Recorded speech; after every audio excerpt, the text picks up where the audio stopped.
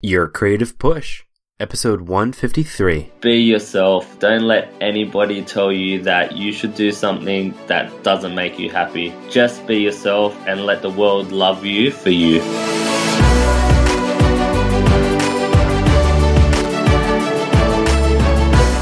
Welcome to Your Creative Push, the podcast that pushes you to pursue your creative passions. I'm your host, Youngman Brown, and my guest today is Dale Baggini. Dale is a Sydney-based artist whose passion is creating, whether it be digital or traditional art. Some of his clients have included All Day, Converse, Westfield, Sharpie, and Harley Davidson, just to name a few.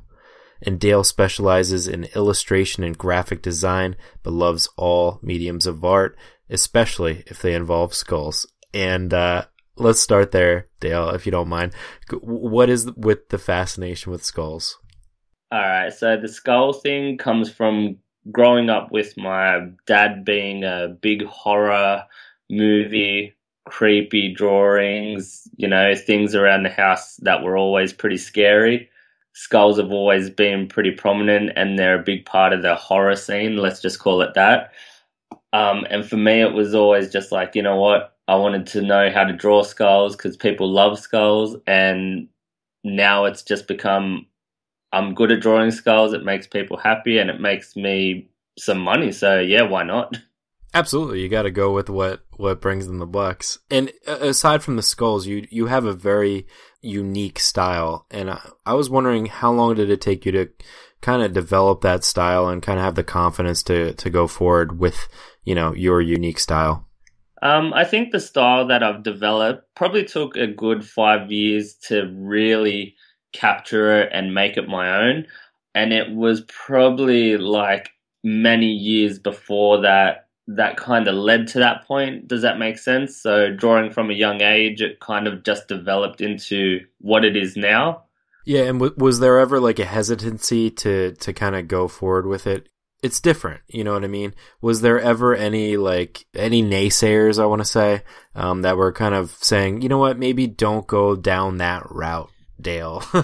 You know what? To this day, I still have the naysayers. I'm a strong believer of not listening too much to what other people say and do more of what makes you happy. So I've always in the back of my head had the thought of maybe I should go into more color and more beautiful, widely accepted mediums. But I love the skate scene and the tattoo scene, and they're the guys that I get work from, and it's what makes me happy. So the naysayers don't really come into factor that much, really. Yeah, you said the skate and the tattoo scene. Now, what would you say to somebody that maybe has a very niche kind of like lifestyle or a niche type of interest, but other people are telling them that that's where the money is or that's where the path that they should go down? What would you say to them? I would say the same thing that I guess my parents always told me. It's always like, look out for yourself and, do what makes you happy. There's no point trying to mold yourself into this society of like acceptance, because there's too many different views from too many different people. At the end of the day, I like to think that if someone's creating art, they're creating it because that's what they truly love, not so much that it makes them money or it's going to sell more. I know I said the skulls bring me money, but I also really love doing them. So I think you just got to stay true to yourself.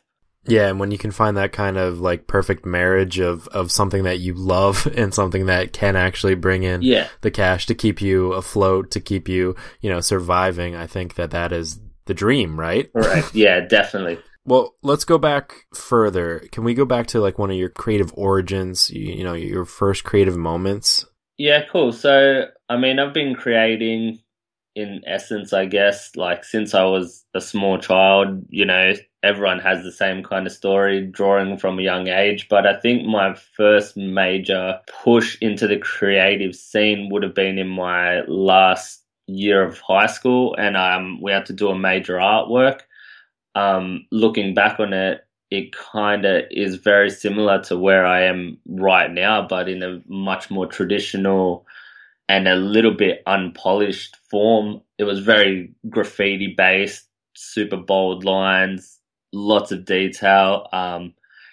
I think that was my first real creative piece where I could look at it and think, you know what, this is pretty cool. I think I could sell this to someone, or I could market this style. So yeah, I'd say that one. And when you created that, was it like an identifying moment almost? To be honest, it was created out of a little bit of spite towards the teacher. You know, she didn't want me to do it. Yes. She wanted me to do it. She didn't want me to do it, so I totally did it in that teenage angst moment. Looking back on it, like maybe it backfired for me in terms of grades and what I scored for that particular project, but in the long term, it kind of shaped where I'm at the moment. So yeah, I think it is kind of an identifying moment. That's so cool. What do you think her hesitancy was for you to kind of go forward with it? I think it's, again, kind of like the naysayer thing. She just thought it's not a subject matter that people care enough about to like. I mean, it had just like all that b-boy, graffiti, skate, kind of all that kind of influenced me throughout high school. And it had nothing to do with what an older person, I guess, at the time would consider cool or acceptable. And she wanted to see me do well, I guess, because this is what teachers want. But being a 15-year-old, 16-year-old skater punk from the west of the city, it was about sticking it to the man or the woman in this case. So I think she just wanted what was best for me, but no one knows what's best for you. You only know what's good for you. 100%. We've talked about it on this podcast before, and I had a solo episode where I got really pissed at, like, I played a bunch of clips of people I've interviewed before where they're talking about teachers that say, no, like, you're no good, this is terrible, or, you know, you should go this way. And I just hate that, because I think that is like kind of what we were talking about before. It's like they're trying to put you in their own, you know, what's best for you type of scenario, which is never ever right, because that's never where art comes from. Art never comes from where something is good for somebody else, you know, what they think is best for you. It always comes from the heart, what's good for you, and you can always find an audience for what you believe in, no matter what. Exactly right.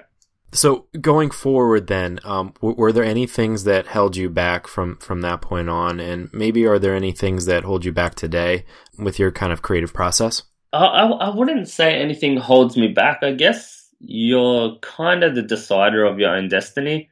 I believe that, like, only you can push yourself to the limit, you know? Like, a lot of people have these things that they will say, you know, slow them down. Like, they might say their family or, you know, not having enough money. But I think, like, you can push yourself as hard as you can. Like, there's nothing should hold you back creatively. Does that make sense? Absolutely. Yeah. I don't think everybody has that mindset, but how do you break free then? How do you get to your mindset where you know, you are the decider of your own destiny, and how do you get past those, like, everyday, like, things that just creep in and just overtake you? Yeah, I think time is a key factor, right? So I'm 31 now. Oh, me too. Yeah, cool. Hey, welcome to the club, right?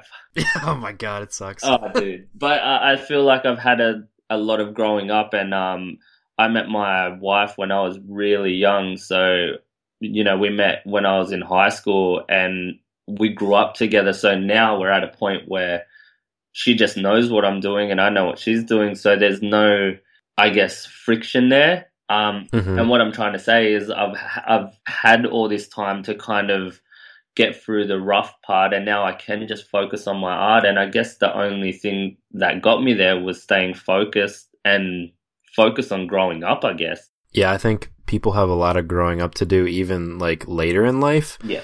Especially when it comes to creativity, because this podcast is designed for people who, you know, have full-time lives that are, you know, kind of getting back to their art, hopefully, you know, and just kind of pushing through despite the fact that they have like a quote real job, you know.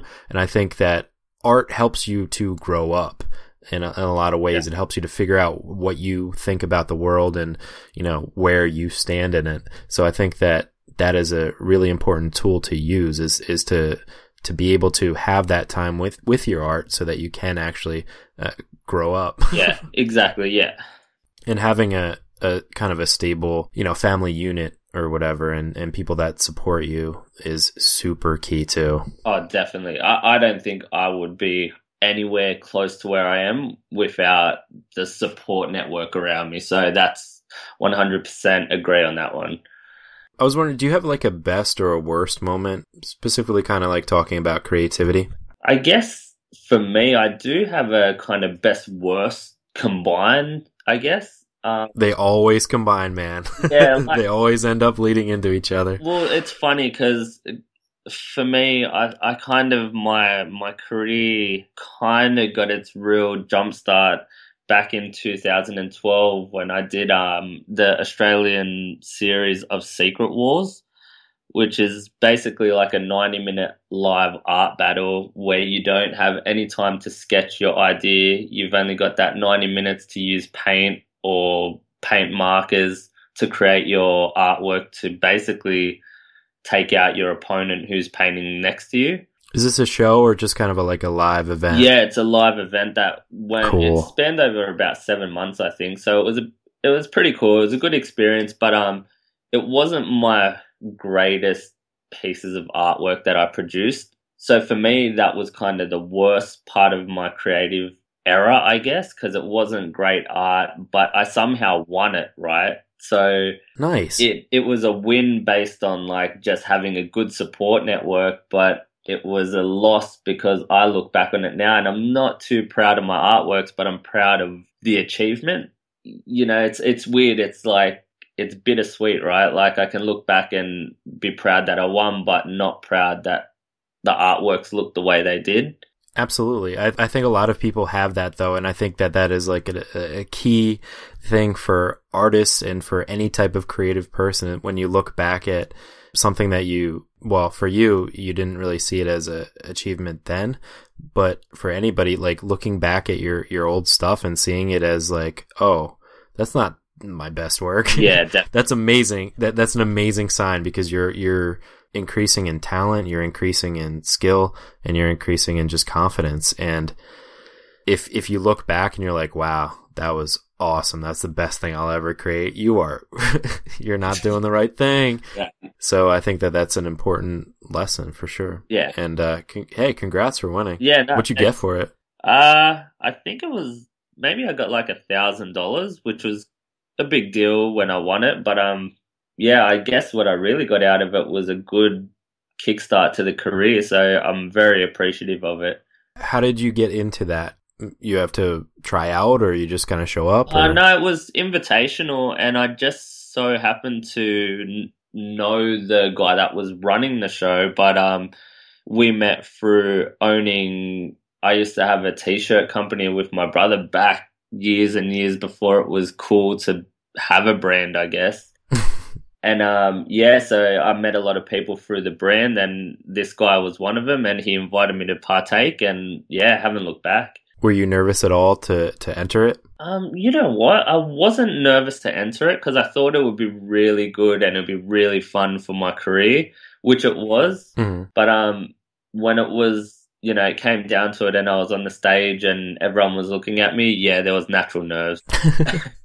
Well, I think that it's a good story because I think a lot of people might be nervous to either not even like enter a show or like try to get into some kind of gallery or show, but like even send an email to somebody, you know what I mean? To put yourself out there. And I think it's an important lesson to just put yourself out there and just try, and who knows what it will lead to. Even if you don't create your best work, who knows what opportunities it will lead to. It's just like putting yourself out there. No, that's exactly right, yeah. So I was wondering, do you have a formula for balancing your time? Formula for balancing time. Is there such a thing? No, I don't think so. Like, that's why I keep asking to everybody, because I don't think there is, and I'm just trying to figure it out for myself as well. You know what? Look, I tell a lot of people that I've got this sorted. You know, I've got the life work balance pretty sorted. How I got there, I can't even tell you. I just feel like I've evolved into this like well balanced person. I think having a good wife helps, Yep. to be honest.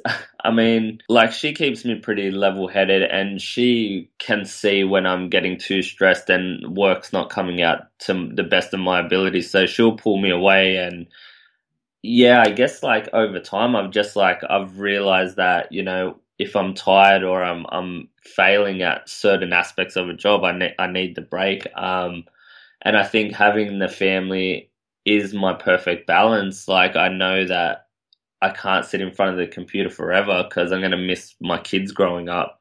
So just naturally as a human, I know how to balance it. It's weird. It's a hard question. No, I agree. I have a good wife too.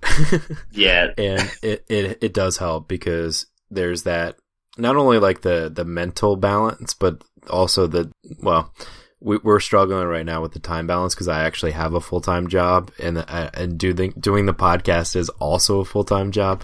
Yeah. So that's tricky, but it all comes down to like doing it, trying it out, doing the trial and error and seeing That's what exactly. works. Yeah. What works, what doesn't work. You have a bad week. All right. Why did we have a bad week? We had a bad week because I spent all of my time on the podcast, or I spent all of my time writing, or I spent all of my time, whatever it is, and just kind of having that agreement that you're going to figure it out at some point. No, that's exactly right, man. And you know what? Like you said, you can only try. You can't tell yourself that, oh, I don't have the time or it's not going to work because unless you give it a go, how are you going to know, man? Absolutely. And you have to have flexibility too. Exactly. Like one week is not going to be the same as another week for sure. Like, especially when you have, children as well, you got Yeah. kid stuff. Yeah. I don't think there is a formula, and I keep asking it, but one day I'll figure out if somebody is going to have an actual mathematical algorithm for me.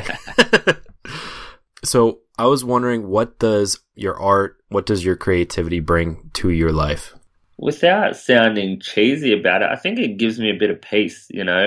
I feel like if I wasn't creating and I wasn't doing what I do till all hours of the night, I think I'd be a pretty stale person, I guess. Like, I really feel like creating and drawing and whatever it may be at the time, it puts my mind at ease and it just gives me a better sense of life, really. It sounds real shit when you put it like that. But it definitely just relaxes me and gives me a good mind frame. So yeah, that's about it. No, it doesn't sound like shit, man. Like that is what art should be. That is what any type of kind of creative pursuit should be. It should be some type of meditation almost. Like Yeah. it should be like getting to know yourself almost.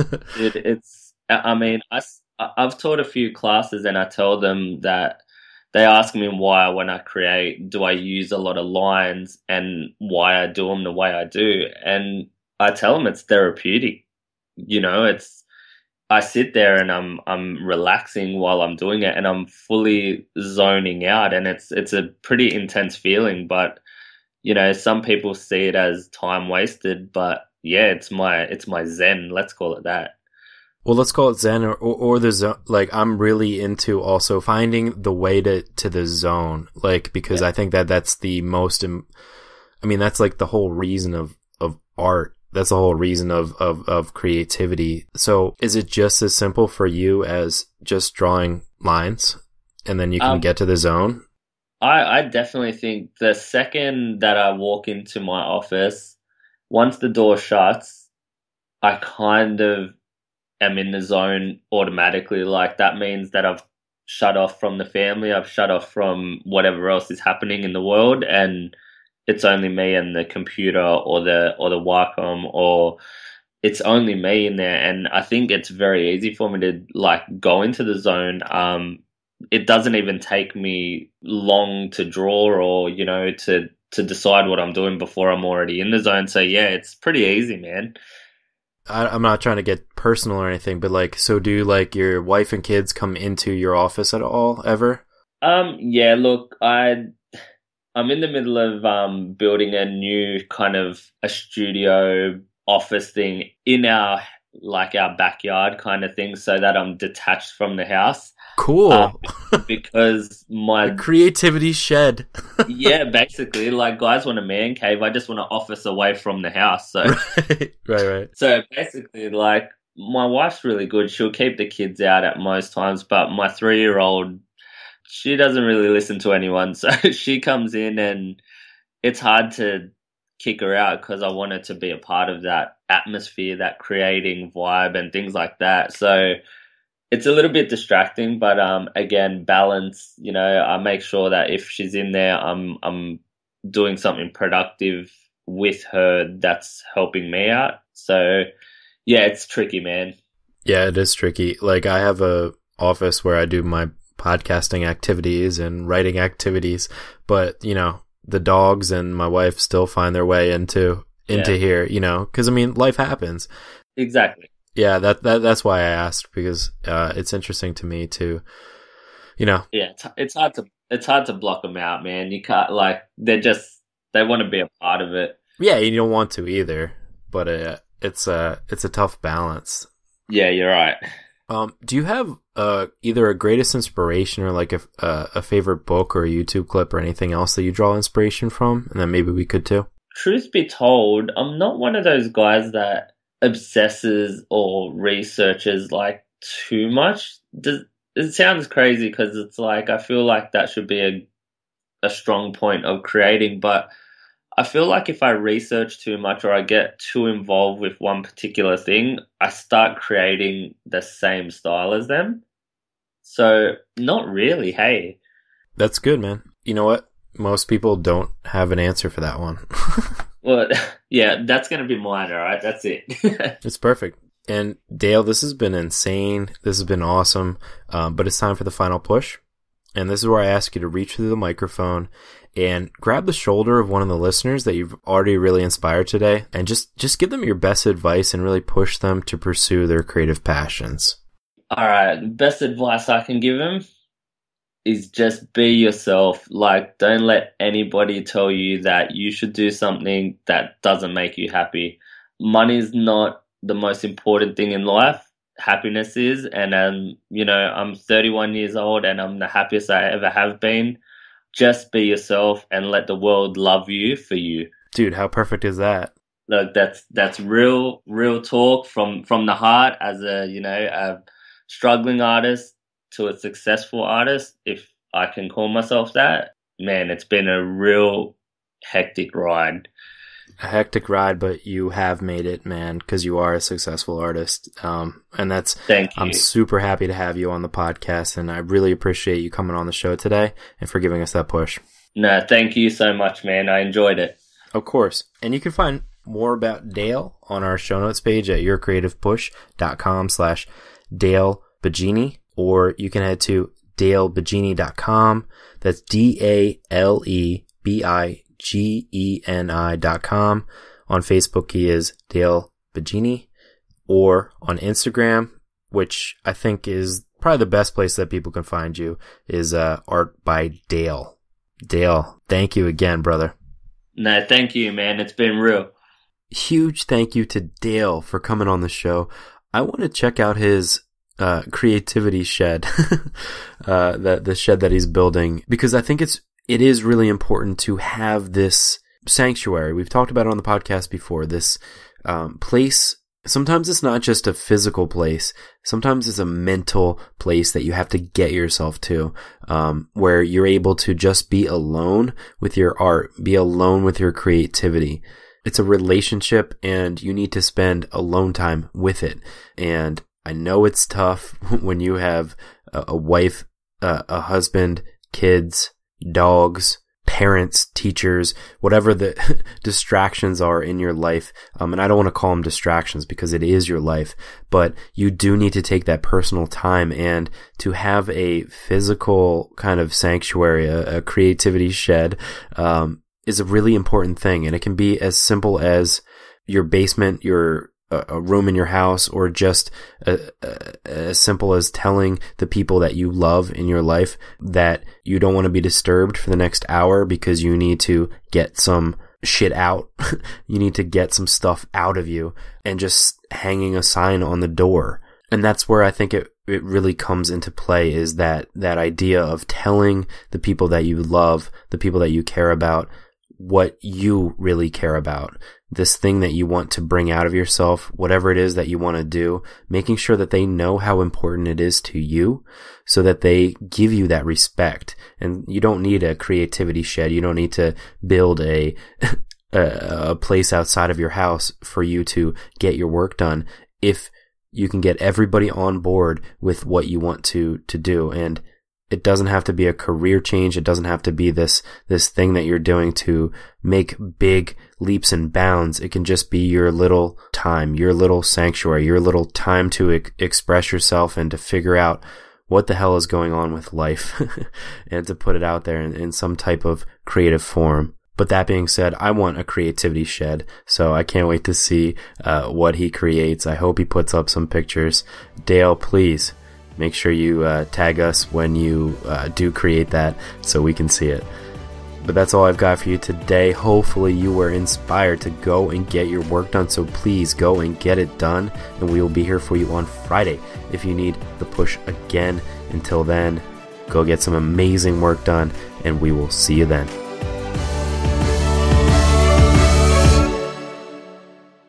Never miss a push. Head to yourcreativepush.com/subscribe to find the easiest way for you to subscribe to the podcast.